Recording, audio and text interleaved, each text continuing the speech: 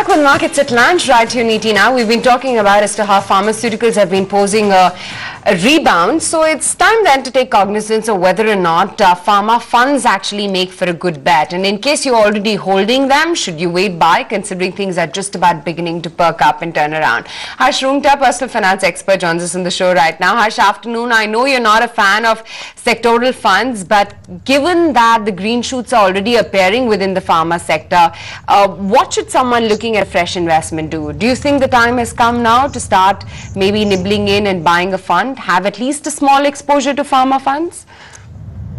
So, as you mentioned, not a great fan of sectoral funds. Nifty has about 5% percentage for the pharma companies. So, if you take any large cap exposure, you're likely to get a proportionate pharma exposure. If you look at longer term, and equity investments are for longer term, and if you look at the behavior, say, of the Nifty pharma versus the Nifty, it hasn't, obviously in recent times the Nifty has far outperformed the Nifty pharma, but over say 3 years or over 5 years, there is very little to differentiate. Over longer periods, I think pharma has done better. The Nifty pharma has done better than the Nifty.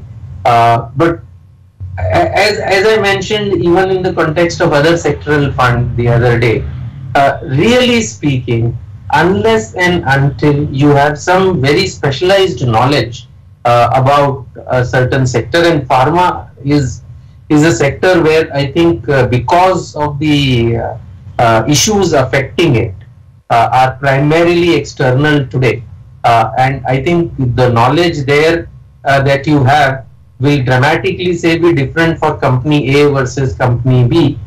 So if you do want to take exposure on pharma, I would again suggest strongly that it should be based on specialized knowledge and on specific companies rather than doing a pharma fund. Otherwise, you're much better off taking part pharma exposure through large cap funds. Okay. So what do you think that holders of these pharma funds should do at this point of time? Yes, like you mentioned, we have seen a recovery come by in the Nifty pharma, but for investors who are holding on to these funds, what should they do now?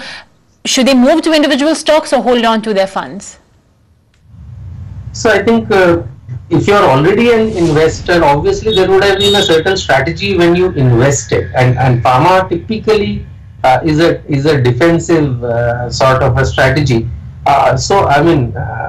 Unless there is some money that you need, obviously you have followed a strategy to invest in it. I think you should stick to the strategy. Any equity strategy that you have is meant to be long term, and if your strategy indicated that you should have an exposure to pharma, I don't see any reason why you should change that strategy at the given time. Okay, Harsh, great speaking with you. Thank you so much, as always, for taking the time out and advising our viewers on what to do with their personal finance holdings in this time around, of course, on pharma funds in particular.